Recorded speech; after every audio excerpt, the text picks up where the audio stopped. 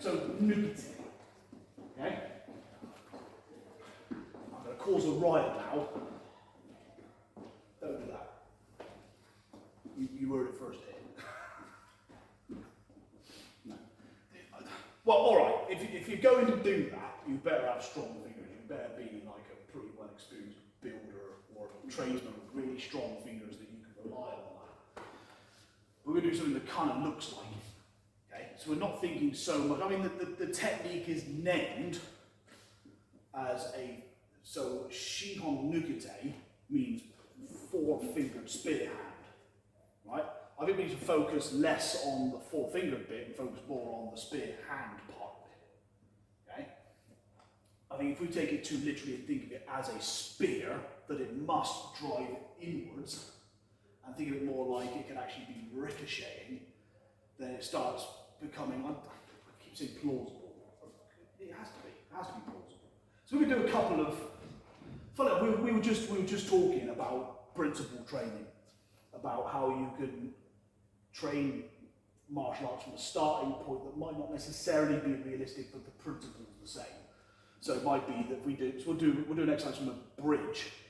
Now, yeah, all right, fights don't start like this, and you may not end up in a position that looks exactly like this, but you might end up in a situation that looks like this. So this is quite a good sort of mutual starting point. Okay, so we do a couple of exercises like this.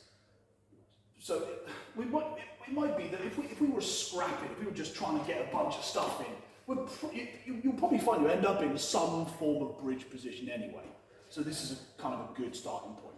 So we'll do a couple. I'll do one or two that are kind of traditional, and one that are kind of thinking a little bit off at an angle. So turn this hand round, so we're grabbing and jerk. And then we're going to do an old-fashioned one I was taught, which is to drive. This will only work if you grab the wrist and you expose the tricep. Is that you connect with the tricep, and we're going to roll over it. Okay. When I say over it, I mean drive into the tricep and through it. It's a very tender muscle. Okay. So we're not going to go like that. We're going to connect and drive through it, and it's quite painful. So if you want to try it with your partner, go for it. So that's one of them.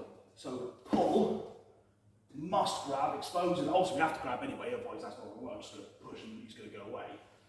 Going to drive into it, use the shuto side of the hand and roll, and end up in that Nukite looking position. Okay? If you want something that's a little more, you're working a little more with the angles of the body, working with the joints, you do the same thing, but go in for the shoulder.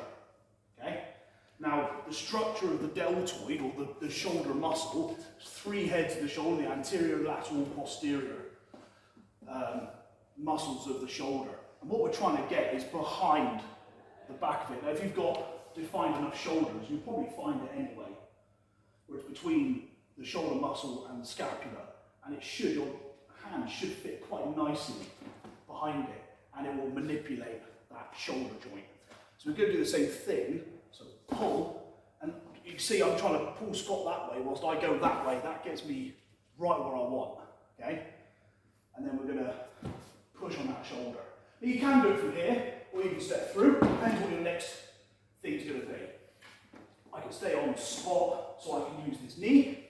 Or I can step into it, so if I want to keep this going, I can take this out. Okay? So again, play with that.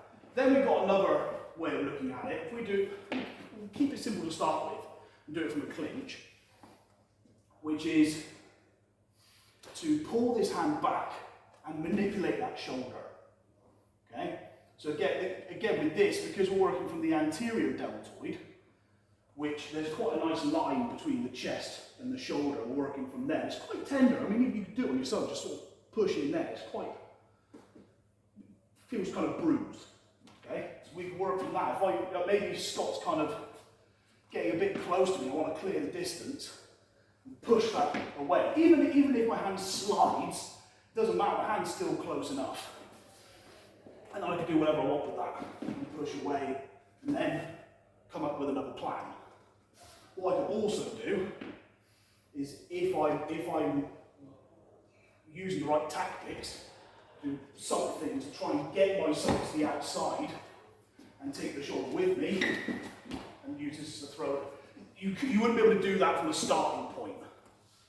So it's not like we could go for the clinch and I could go straight to hit. So in two neutral position, I'd have to do something. So I'd have to give Scott something to think about. The exercises we've done, the Lee Sims exercise where we drive the weight forwards and backwards and then step through, you can play with that and then try and use that shoulder to drive through. So we've got, what we got? So from bridge, so we've got pull and over the tricep. We've got pull. We can actually do, we can do what we were doing the other day, which is ricochet off the back of the head. If anyone's ever been hit in the back of the head, it's not very pleasant. You do see stars. It really does rattle your brain, especially because you're being hit with quite a hard part of your skull. So the rule, I was always taught, hit something hard with something soft, hit something soft with something hard. So when I'm hitting the skull, I don't hit with my knuckles, I'd rather hit with my more, well, slightly fleshier palm heel, like that. Okay? It is not very nice. I mean, that, I can hit hard, that's not nice, is it? Just rattles the brain a little bit. So you've got, yeah, so roll over here. Then we've got shoulder. Hold on tight to this one. If you want to just go straight in for the boom, again, if you jerk the arm whilst coming round, that gives you the back of the head anyway. Smash, okay? You can go up, that's a bit meaner. If you go upwards, that comes under the base of the skull. That's really unpleasant. But if you haven't got the angle, that's fine, just ricochet off that way. If it's a cold day, catch the ear. Lovely. Then we got the clinch. So from the clinch here, you can either, like you skate a bit up in your grill. Is that the term? Not sure. Then push the shoulder away just to clear the distance. Or if I'm already, I've got high ground here, I'm manipulating, I can push the shoulder that way. You know, you could do it without the shoulder. You could do like the drill we do, and just step through and push from the neck. This one just guarantees a little more turn. Is to push the shoulder